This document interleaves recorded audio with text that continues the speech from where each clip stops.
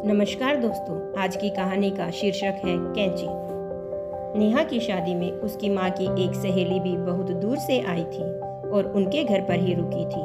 जाने क्यों नेहा को सीमा आंटी बहुत अपनी सी लग रही थी, जबकि वह पहली बार उनसे मिली थी। मेहंदी की रस्म के बाद सभी औरतें बैठी हंसी मजाक कर रही थी।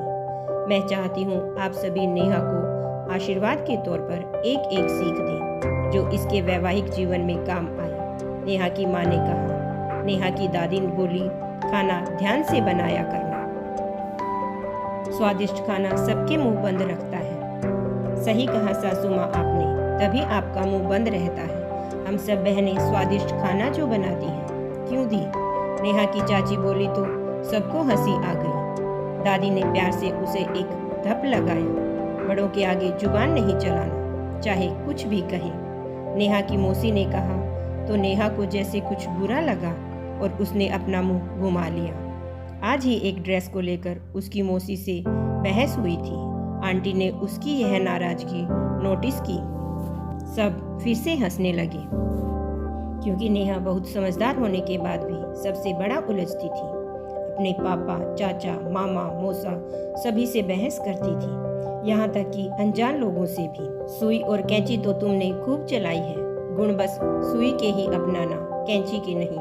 सबको सीलना, काटना नहीं, तभी खुश रहोगी। नेहा की मामी ने उसके सिर पर हाथ फेरा। वाह वाह, क्या बात कही। नेहा की मामी की सीख की तारीफ एक स्वर में हुई। सीमा आंटी ने यह सब देखा तो बोली, ऐसा नहीं है, कैंची का अपना महत्व है, बस उसका सही इस्तेमाल आना चाहिए। कपड़े को उपयोगी बनाने के लिए काटना भी तो जरूरी होता है न। सुई तभी तो परिधान सिलेगी जब कैंची सही आकार में कपड़ा काटेगी। सबके चेहरे पर आश्चर्य के भाव उभरे। सीमा आंटी कह तो सही रही थी, लेकिन इस संदर्भ में उनकी बात किसी के पल्ले न पड़ी। सभी ने सुई वाली कहावत ही सुन रखी थी, तो कैंची से सीख क्या बनी फिर? नेहा की दादी ने पूछा।